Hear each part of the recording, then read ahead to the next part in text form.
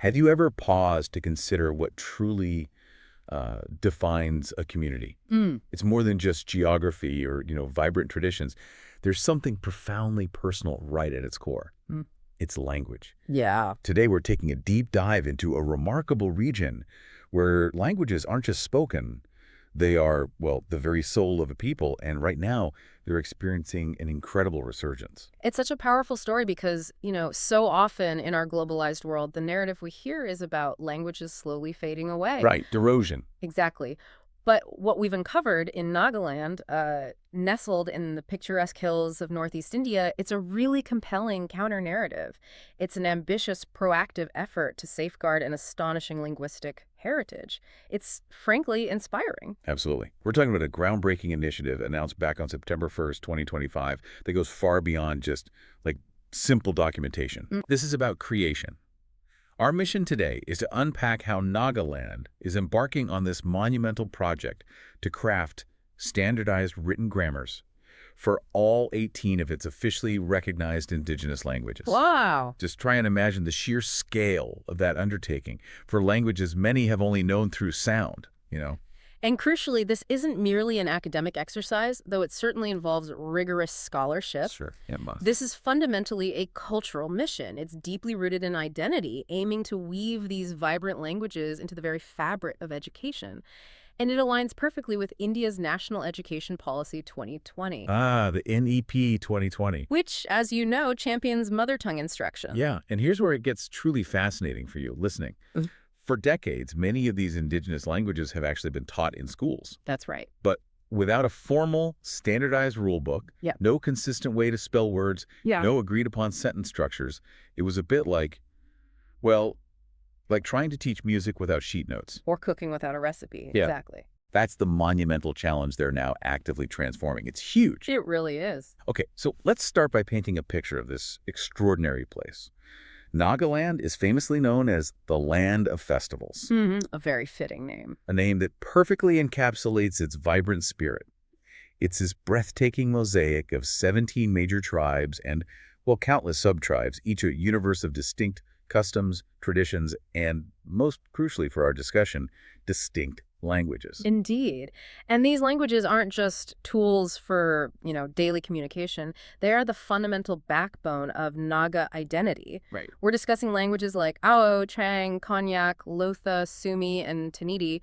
These aren't static. They are living, breathing repositories of history, myths, ancestral wisdom. Living history. And there are 18 distinct languages, all officially recognized, all vital. Yet, despite their profound importance and their presence in classrooms for so long, what's truly astonishing is that not one of these 18 languages had ever had a standardized written grammar.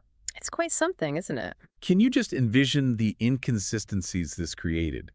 For teachers, for students, Oh, absolutely. it meant that only a handful, like Tenedi, Ao, Lotha, and Sumi, could realistically be taught beyond Class 8, simply because there wasn't that formal structure. It's a critical point. When a language relies primarily on oral traditions for transmission, there's an inherent vulnerability, you see. Makes sense. Nuances can shift, consistency becomes a perpetual struggle across generations, and, well, the ability to expand its use into higher education or formal settings is severely limited. So it caps the potential. Precisely. Dr. Mimi Kevichusa Izong, who heads the Department of 1080 at Nagaland University and is a real driving force behind this initiative, she articulates it beautifully. She says a written grammar provides a formal structure to a language's abstract properties, which solidifies consistency and, perhaps most importantly, fosters immense pride in one's mother tongue. It builds a crucial bridge between the oral tradition and a codified future. That makes a lot of sense. So what does having a meticulously crafted written grammar actually do for a language in its community then? It's far more than just a dry set of academic rules, isn't it? Oh, far more. It's a profound act of linguistic empowerment, really. It offers a consistent, formal structure for everything from how words are accurately spelled to the nuanced ways sentences are formed and meaning is conveyed. The whole system. A whole system. This project is a systematic documentation effort. It covers every aspect, the intricate parts of speech, how tense and aspect are expressed, showing when and how actions occur, the structures of phrases and clauses, Okay. and even the vital element of tone. Ah, tone, right. Yeah. Crucial for many languages. Absolutely critical for many Nada languages. Imagine a single word changing its entire meaning based just on its pitch. Wow. Codifying that accurately is essential for future instruction. And beyond just structure, they're also enriching vocabulary where needed and clarifying orthography. That's the spelling system. Making it consistent. Exactly. The ripple effect of this kind of clarity must be transformative. It just makes it so much easier for students to genuinely master reading and writing in their native tongues. Totally. Think of a common confusion, maybe like between rice as a grain and to eat. If these sound similar but have a different tone. Right, a classic example. Without a formal grammar, a teacher might struggle to consistently explain these differences. But with a codified system, textbooks can clearly illustrate these distinctions. It empowers students to communicate with precision and confidence in their own language. Absolutely. And when we step back to look at the larger context, this initiative aligns just seamlessly with India's National Education Policy 2020. The NEP again? Yeah, that policy firmly emphasizes the power of mother tongue education.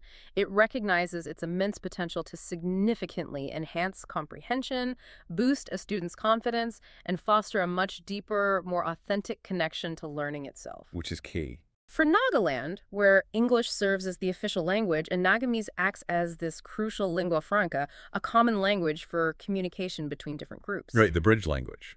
Integrating these native languages is a bold and, frankly, absolutely necessary step toward truly inclusive and multilingual education. Okay, let's try and visualize this.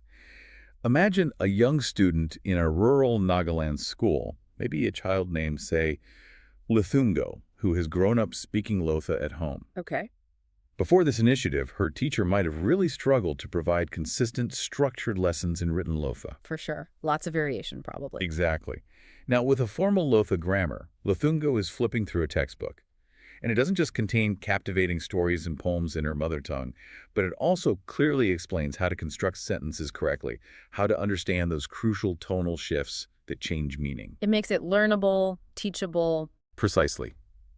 It's not just about learning a language. It's about Lithungo connecting with her roots, understanding the stories of her ancestors, and carrying forward a legacy that might otherwise have slowly faded, at least from the written page. That's beautifully put. Now, this entire endeavor, it isn't the sole work of just one team or one institution, is it? Oh, not at all. It's a testament to extraordinary collaboration. It brings together a truly diverse group of stakeholders, much like a symphony orchestra where every instrument plays a crucial, distinct part. Who's involved then?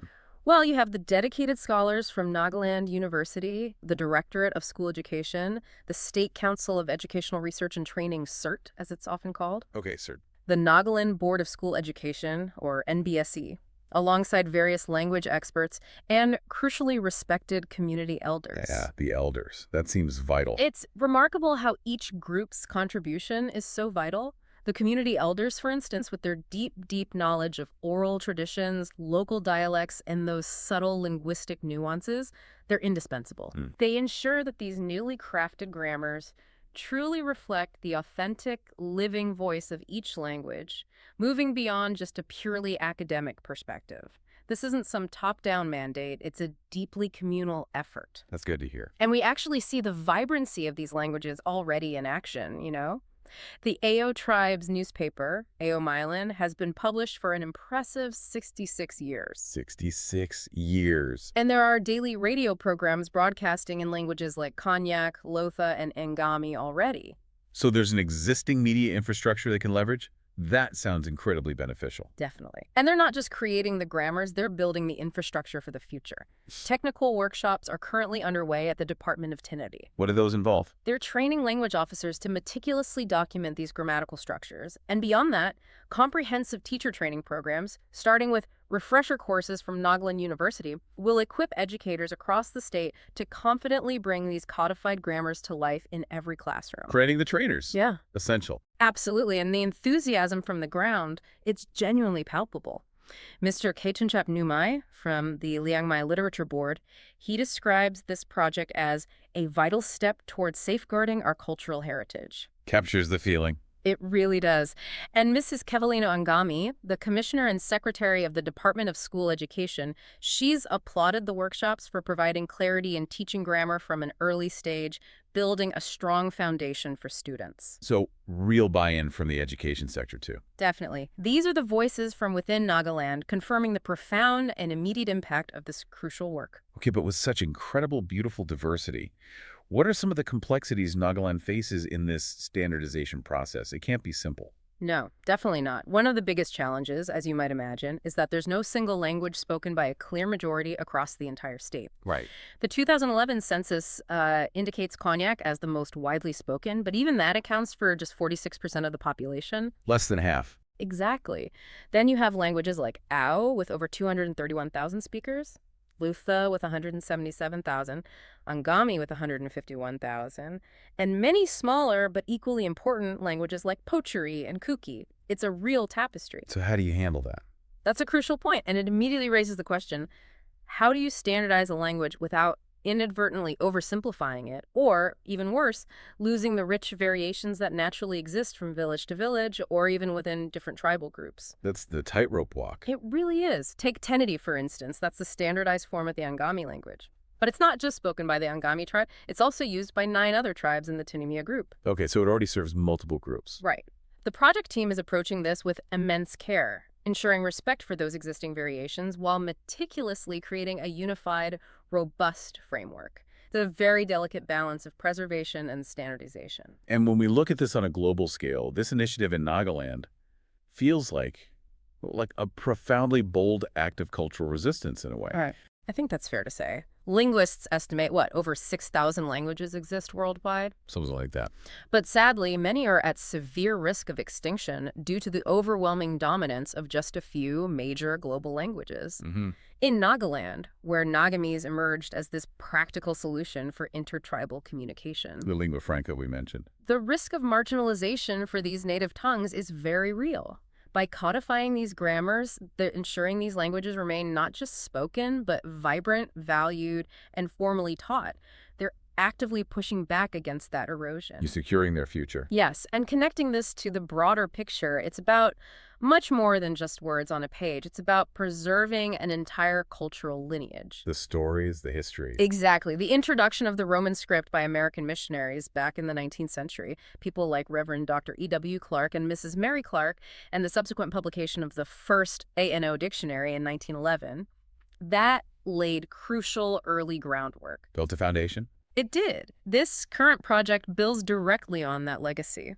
It's ensuring that the ancient myths of the Konyak tribe, the heartfelt songs of the Sumi, the countless stories held within all these languages will continue to be passed down and celebrated for generations to come. That's powerful. And this monumental effort also lays the essential foundation for expanding all 18 languages into higher levels of education, moving far beyond the few currently offered, like Tenedi, which can be studied right up to MA and even PhD levels. Opening doors for higher learning in their own tongues.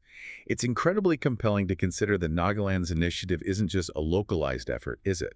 It really could serve as an incredibly powerful model for other linguistically diverse regions. I completely agree. Not just across India, but potentially across the globe. Yeah. That's precisely right. It prompts us to consider, how can other states or nations effectively balance that pragmatic need for a common language with the critical preservation of indigenous tongues? The big question. And Nagaland offers a clear path forward. It's not about choosing between English as the official language and native languages. It's about embracing both. Integration, not replacement. Exactly. It's creating a truly bilingual education system that deeply honors heritage while simultaneously preparing students for a globalized world. We are seeing similar efforts emerging elsewhere, too, for example, in Madhya Pradesh, which is now bravely offering technical education in 12 Indian languages. Interesting. So it's part of a potentially wider trend. Imagine the ripple effect this Nagaland model could have. Mm-hmm. Other states in India, places like Arunachal Pradesh or Manipur, which also boast incredible tribal language diversity, they could find immense inspiration in Nagaland's collaborative, community-driven, and nationally aligned approach. It really provides a blueprint, doesn't it, for empowering local languages without isolating communities. Absolutely. And looking ahead, the road seems absolutely brimming with potential. It does. Beyond the meticulous research and the rigorous testing of these grammars, they open wide doors for the development of digital tools. Like apps. Yeah, think engaging language learning apps or comprehensive online dictionaries. And those community radio stations we mentioned already broadcasting in languages like Konyak and Lotha. Yeah. They could even incorporate grammar lessons, making learning accessible to even the most remote villages. Yeah. The possibilities for reaching and empowering speakers are truly endless once you have this foundation. That digital aspect is key today. It feels like this whole project captures something essential. As Professor Jagadish K. Patnaik, the Vice Chancellor of Nagaland University, puts it so well, this is not merely an academic exercise, but a cultural mission. Yes. One that seeks to preserve, strengthen, and promote the linguistic heritage of our people. It feels like a mission that resonates deeply with the spirit of Nagaland itself. Beautifully summarized. So we've journeyed through Nagaland's incredible linguistic landscape today, from its staggering diversity to this ambitious, vital project that is quite literally writing the future for 18 distinct languages. It's just so clear how deeply intertwined language is with identity, with history, with the very soul of a community.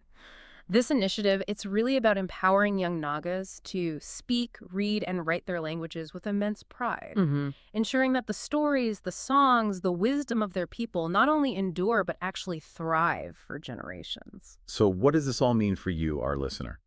Well, I think it's a powerful reminder that every single language, no matter how few people speak it, offers a unique lens, a unique way of understanding and experiencing the world. Absolutely. And that raises an important question for all of us, doesn't it? What languages in your own life or community might be quietly shaping identities? Or what cultural treasures are held within the sort of unwritten grammars around us? Things we might take for granted. Exactly. How might we recognize and celebrate those unique linguistic worlds that enrich our shared human tapestry? Something to think about. Keep exploring, keep listening.